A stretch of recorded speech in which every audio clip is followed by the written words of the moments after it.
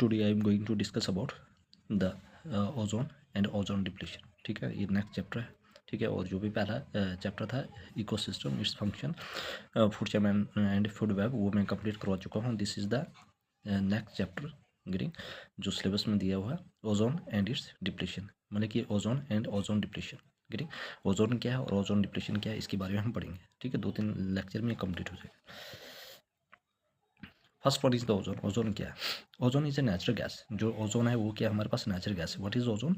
Ozone is a natural gas. Ozone क्या है, हमारे पास एक नेचुरल गैस है। It is an allotrope of oxygen. ये एलोट्रॉप है किसका? ऑक्सीजन का। ओजोन क्या है, एक नेचुरल गैस है। It is an allotrope of oxygen. Ozone is a natural gas, it is an allotrope of oxygen. ये ऑक्सीजन का एलोट्रॉप है, याद रखना। ओजोन क्या है, एक नेचुरल गैस है, एलोट्रॉप है ऑक्सीजन का। Consist of 3 atoms of oxygen. इसमें 3 एटम्स होते हैं ऑक्सीजन के, bond together in a non linear fashion. और ये एक दूसरे के साथ जुड़ा होता है किसके? नॉन लीनियर फैशन में। गेटिंग? तो consisting of 3 atoms of molecule. याद रखना किसका एलोट्रॉप से? ऑक्सीजन का है। इसमें 3 एटम्स ऑफ ऑक्सीजन होता है जो एक दूसरे के साथ जुड़ा होता है किस फैशन में? In a non linear fashion में। गेटिंग? ये आपने याद रखना, very very important. The chemical symbol of ozone is O3। जो केमिकल सिंबल है ओजोन का O3 है। It is found in 2 different layers of the atmosphere. ये 2 अलग अलग लेयर्स में पाई जाती है एटमोस्फेयर में। याद रखना, it is found in 2 different layers of the atmosphere. 2 layer में पाई जाती है एटमोस्फेयर में। ओजोन इन द ट्रोपोस्फेयर और ओजोन इन द स्ट्रेटोस्फेयर। याद रखना, ozone in the troposphere is bad. जो भी ओजोन है वो ट्रोपोस्फेयर में क्या होती है? बैड होती है। Because it dirties the air and helps to form smoke. और ये क्या करती है? हवा को गंदा करती है और इससे क्या करते हैं? स्मोक बनता है ना। याद रखना, फॉग प्लस स्मोक। याद रखना, स्मोक क्या होता है? Fog plus smoke. Which is not good to breathe. और ये ब्रीथ के लिए उतना सही नहीं होता है, ग्रीक हार्मफुल होता है। तो ozone in troposphere is bad. याद रखना, ओजोन किस में बैड होता है? ट्रोपोस्फेयर में। याद रखना, ये लेयर है सबसे फर्स्ट ईयर। ठीक है, ट्रोपोस्फेयर, उसके बाद second stratosphere. Ozone in the troposphere is bad. जो ओजोन है ट्रोपोस्फेयर में क्या है? बैड है। Because it dirt is that, क्योंकि हवा को गंदा कर देती है। And helps to form smoke, और स्मोक बनने में ये उसकी मदद करती है। Which is not good to breathe, और ब्रीथ के लिए इतना अच्छी नहीं है, सांस के लिए। Next one is ozone in the stratosphere is good. जो ओजोन है स्ट्रेटोस्फेयर में ये बहुत ही सबसे अच्छी होती है। Getting? Ozone in the stratosphere is good. जो ओजोन है स्ट्रेटोस्फेयर में बहुत अच्छी होती है। Because it protects the life on earth, क्योंकि ये लाइफ को बचाती है अर्थ के ऊपर। By observing some of the sun's harmful ultraviolet rays, मतलब कि जो भी सन से आने वाली जो हार्मफुल अल्ट्रावायलेट रेज है उसको ऑब्जर्व करती है और क्या करती है? ये प्रोटेक्ट करती है life on the earth. Getting? Because it protects the life on earth by observing some of the sun harmful ultraviolet rays, UV rays. तो स्ट्रेटोस्फेयर गुड किस में होती है? स्ट्रेटोस्फेयर में। याद रखना, ozone in the stratosphere is good. जो ozone है ozone in the stratosphere is good. जो ओजोन है उस स्ट्रेटोस्फेयर में क्या होती है? सबसे अच्छी होती है। Because it protects the life on earth, क्योंकि ये लाइफ को बचाती है धरती के ऊपर। ठीक है, अर्थ के ऊपर क्या करने के बाद? By observing some of the harmful ultraviolet rays. जो भी अल्ट्रावायलेट रेज होती है हार्मफुल, उसको ऑब्जर्व कर देती है। The ozone layer is very important. जो ओजोन लेयर है वो सबसे इंपॉर्टेंट है। Because the configurations of the ozone molecule and its chemical property are such that ozone effectively efficiently observe ultraviolet light. क्योंकि जो ओजोन है वो क्या करती है? वो अल्ट्रावायलेट लाइट को एफिशिएंटली ऑब्जर्व कर रही है, दस एक्टिंग लाइक ए सनस्क्रीन। याद रखना, ये सनस्क्रीन की तरह एक्ट करती है। याद रखना, the ozone layer is very important. जो ओजोन लेयर है ये सबसे इंपॉर्टेंट। क्यों इंपॉर्टेंट है? Because the configuration of the ozone molecule and इस केमिकल, जो भी कन्फिगुरेशन और ऑफ ओजोन मॉलिक्यूल है और उसकी जो भी केमिकल प्रॉपर्टी और such that ozone efficiently work. जो ओजोन है वो एफिशिएंटली ऑब्जर्व कर रही है किसको? अल्ट्रावायलेट लाइट को, दस एक्टिंग लाइक ए सनस्क्रीन। और ये सनस्क्रीन की तरह क्या करती है? एक्ट करती है। Get? I hope everybody clear. Any person any doubt please ask me in the comments. Now move to the next page. Next one is the ultraviolet rays cause direct damage to the genetic material. जो ultraviolet rays है ये क्या करती है? इसके क्या क्या cause होती है? डायरेक्ट डैमेज करती है। Ultraviolet rays cause direct damage to the genetic material. जो भी जेनेटिक मटेरियल होता है उसको पूरी तरह से क्या करती है? डैमेज करती है। और DNA of plants and animal cell, और या जो डीएनए होता है प्लांट्स या एनिमल सेल को। याद रखना, the ultraviolet rays cause direct damage to the genetic material. जो अल्ट्रावायलेट रेज है वो क्या करती है? डायरेक्ट डैमेज करती है किसके? जेनेटिक मटेरियल को, DNA of plants and animal cell. Agree? Exposure of mammals to ultraviolet light has been shown to act on the immune system.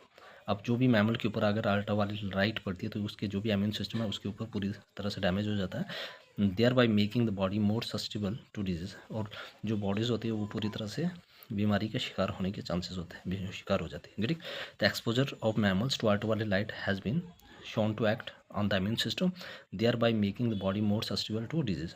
Next one, ozone protects oxygen at lower altitude. जो oxygen है, ozone protect oxygen, ozone क्या करती है, वो oxygen को बचाती है lower altitude में, किससे, फ्रॉम बीइंग ब्रोकन अप, मतलब कि उसको टूटने से, by the action of ultraviolet light, मतलब ओजोन जो भी ऑक्सीजन हो तो उसको तोड़ने से क्या करती है, बचाती है कौन, आपके पास ओजोन, ठीक है, किसके द्वारा, by the action of ultraviolet light, and also keep most of the ultraviolet radiation from reaching the earth surface, और क्या करती है, and also keeps most of the ultraviolet radiation, जो भी अल्ट्रावायलेट रेडिएशन होती है, ठीक है, उसको अर्थ के सरफेस पर पहुंचने से बचाती है।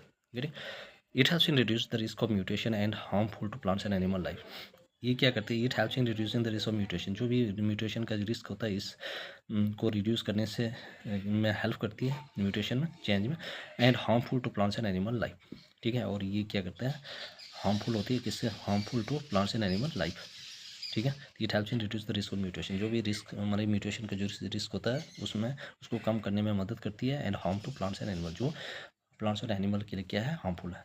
Too much ultraviolet rays can cause skin cancer, अगर ज़्यादातर अल्ट्रावायलेट रेज मतलब जमीन पे पड़ेगी, गिरी, इससे स्किन कैंसर हो सकता है, and will also harm all plants and animals, और जो भी प्लांट्स और एनिमल्स हैं उनके ऊपर बहुत सारा नुकसान पड़ेगा, गिरी, पहुंच सकता है, गिरी। Life on earth could not exist without the protective shield of the ozone layer, गिरी, लाइफ जो है on earth could not exist, मतलब कि जब तक ओजोन लेयर नहीं होगी तो लाइफ यहाँ पे एग्जिस्ट नहीं कर सकती on the surface of the, इसलिए ओजोन का होना बहुत ही इंपॉर्टेंट, क्योंकि ये हार्मफुल रेडिएशन से बचाती है, और जिससे अगर ये नहीं होगी तो कैंसर के शिकार हो जाएंगे, म्यूटेशन हो जाएगा और बहुत सारे लोग मर जाएंगे, पूरी लाइफ एग्जिस्ट नहीं होगी यहाँ पे, गेटिंग, इम्यून सिस्टम डैमेज हो जाएगा, बीमारी के शिकार हो जाएंगे, getting. Please everybody subscribe my channel. देखो यार, आप लोगों को इतना मैं कंटेंट दे रहा हूँ फ्री में, और फिर भी आप लोग सब्सक्राइब नहीं किए जा रहे हो, ना शेयर किए जा रहे हो, ठीक है, ये तो गलत बात है, मुझे भी नहीं लगता कि मैं बार बार ये चीज़ आपको रिपीट करूँ, ठीक है। देखो आप लोग समझदार हो, प्लीज़ एक ही चीज़ मांग रहा हूँ कि भाई सब्सक्राइब कीजिए, लाइक शेयर, एंड आल्सो मतलब कि अपने जो भी फ्रेंड्स हैं उनको भी शेयर कीजिए, तभी ताकि उनकी भी मदद हो जाए, ठीक है, तो मुझे वो मोटिवेशन मिलता है कि मैं आपके लिए ये जो चीज़ें लेकर रहा हूँ, जो हार्डवर्क कर रहा हूँ, वो आपके लिए बेनिफिशियल होगा, ठीक है। आप मैच कर देना जहाँ पे जिसने भी अल्ट्रा ओजोन लेयर पढ़ाई है, ऊपर से पढ़ाई होगा जितना डीप किसी ने पढ़ाई होगा, ठीक है, और एग्जामिनेशन में ऐसे ही सवाल आते हैं, गेटिंग, वो तो सबको पता है, एक मतलब जो ऊपर से पढ़ाई हो, गेटिंग, लेकिन जब आप पूरा डिटेल में पढ़ते हो तो आप आराम से ऑब्जेक्टिव सॉल्व कर सकते हो एग्जामिनेशन में, ठीक है, तो ये आपको एग्जामिनेशन में 100% वर्क करेगा, गेटिंग, ये मैं लिख कर दे रहा हूँ, गेटिंग, इसलिए please everybody subscribe my channel, like share and comment also, ताकि मुझे मोटिवेशन मिलती है, getting, please everybody subscribe. Now move to the next page.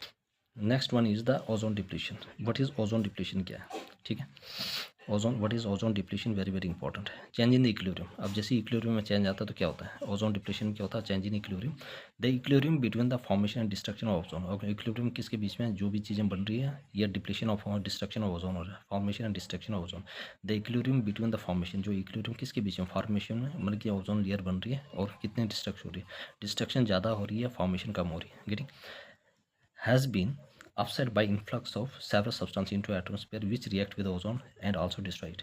बहुत सारी जो चीज़ें जो है वो एटमॉस्फेयर से टकराती है, मतलब ओजोन लेयर से टकराती है, और इस ओजोन लेयर को क्या कर रही है, डिस्ट्रॉय कर रही है, गेटिंग, ये आप पहले थिक थी अब थिन हो रही है, गेटिंग, इसलिए याद रखना, the equilibrium between the formation and destruction, मतलब कि फॉर्मेशन और डिस्ट्रक्शन जो भी क्या है आपके पास, फॉर्मेशन और जो डिस्ट्रक्शन है किसकी, ओजोन की, ठीक है, has been upset by influx of several substance in the atmosphere which react with ozone and react ozone and also destroy it, ठीक, अब जो रेट हो रही है, the rate at which ozone is being destroyed, S किस rate में ozone destroy हो रही है, is much faster than the rate at which it is being found, ठीक, जिस रेट से डिस्ट्रॉय हो रही है बहुत ज़्यादा है, ठीक है, और जो फॉर्मेशन की जो रेट है वो कम है, the rate at which ozone is being destroyed is much fast, मतलब जिस रेट से ओजोन लेयर डिस्ट्रॉय हो रही है वो बहुत ही फास्ट है, than the rate at which it is being found. It imply that there is a significant decrease in the concentration of ozone, अब ये हमें ये बताते हैं कि भाई डिक्रीज हो रहा है किस में, कंसंट्रेशन ऑफ ओजोन में in a particular region of the atmosphere, hence the name ozone depletion. It imply that there is significant decrease in the concentration of ozone. मतलब ये हमें ये बता रहा है कि जो भी डिक्रीज है कंसंट्रेशन ऑफ ओजोन वो कम हो रही है किसी खास रीजन में of the atmosphere, hence the name ozone depletion. Ozone depletion से क्या हो रही है, मतलब कि ये क्या कर रही है, it imply that there is significant decrease in the concentration of ozone. अब जो भी ओजोन लेयर है उसकी कंसंट्रेशन डिक्रीज हो रही है किसी खास region in particular region of the atmosphere, hence the name ozone depletion. ठीक है, जब ओजोन की डिप्लीशन कम हो, मतलब की कंसंट्रेशन कम होती जाएगी तो वही ओजोन डिप्लीशन है। The best example of such an ozone depletion is the atmosphere. और सबसे बेस्ट एग्जाम्पल है ओजोन डिप्लीशन का वो एटमॉस्फेयर है, वो the Antarctic which has only about 50% of the ozone that originally awkward here. कि सिर्फ 50% जो है अंटार्कटिका में जो ओजोन लेयर है वो बची है, getting origin. The actual realization ozone depletion came only 1985। Actual realization ozone layer का कब हमें महसूस हुआ, 1995। याद रखना, the best example of such an ozone depletion is the atmosphere over the Antarctica, which has only about 50% of the ozone that originally occurred in there. The actual realization of ozone depletion came only in 1985. अब है chlorofluorocarbon. Chlorofluorocarbon molecules are made up of chlorine, fluorine and carbon. जो chlorofluoro molecule है वो किससे बना हुआ, chlorine से। किस से बना हुआ, आपके पास क्लोरीन, फ्लोरीन और कार्बन। क्लोरीन, फ्लोरीन और कार्बन, याद रखना किस से बनी हुआ, क्लोरीन, फ्लोरीन और carbon. Getting they are use as a refrigerant, propellant in aerosol spray. याद रखना इसको हम कहाँ यूज़ करते हैं, क्लोरोफ्लोरोकार्बन को। ये किस, क्लोरीन, फ्लोरीन और कार्बन से बना हुआ, पहले ये बात याद रखना। They are use as a refrigerant, हम रेफ्रिजरेटर में यूज़ करते हैं। प्रोपेलेंट इन एरोसोल स्प्रे, मतलब प्रोपेलेंट जो एरोसोल स्प्रे होता है वहाँ पे। Forming agent in plastic manufacturing, ठीक है, फॉर्मिंग एजेंट करते हैं हम प्लास्टिक मैन्युफैक्चरिंग में। फायर एक्सटिंग्विशिंग एजेंट, ये आग को बुझाने में मदद करता है। Solvent for cleaning electronic and metallic component, मतलब सॉल्वेंट यूज़ करते हैं जो मेटेलिक और इलेक्ट्रॉनिक कंपोनेंट को साफ करने में मदद करता है। फॉर फ्रीजिंग फूड, और मतलब कि फ्रीजिंग फूड के लिए, याद रख। तो chlorofluorocarbon molecule are made of chlorine, fluorine और carbon. They are used as refrigerant, propellants in aerosol spray, foaming agent in plastic manufacturing, fire extinguishing agent, solvent for cleaning electronic and metallic component, for freezing foods. Get? I hope everybody clear. Any person doubt, please ask me in the comment section. ठीक है, because these lectures are very important. So everybody subscribe my channel, like, share and comment also share to your friends, ताकि मुझे भी एक लगता है कि नहीं मैं जो आपके लिए लेकर आ रहा हूँ वो आपके लिए बेनिफिशियल है। गेटिंग, और आप कंटेंट मैच कर देना दूसरे चैनल के साथ, जो मतलब कि those were teaching for the JK SSB examination. Getting, I hope everybody के know move to the next. अब है 2/3 of the chlorofluorocarbon is used as refrigerant. ठीक है, 2/3 ऑफ क्लोरोफ्लोरोकार्बन हम यूज़ करते हैं एज ए रेफ्रिजरेंट। याद रखना 2/3 ऑफ क्लोरोफार्म, 2/3 मतलब 2/3 हिस्सा जो है क्लोरोफ्लोरोकार्बन हम यूज़ करते हैं as a refrigerant. 1/3 use as a blowing agent in the form insulation product, और 1/3 हम यूज़ करते हैं as a blowing agent in foam insulation product में। याद रखना 1/3 हम कहाँ पे यूज़ करते हैं as a blowing agent in foam insulation product में। 2/3 of chlorofluoro use as a refrigerant, याद रखना very very important. 2/3 of the chlorofluorocarbon is use as a refrigerant, 1/3 of use in blowing agent in the foam insulation products.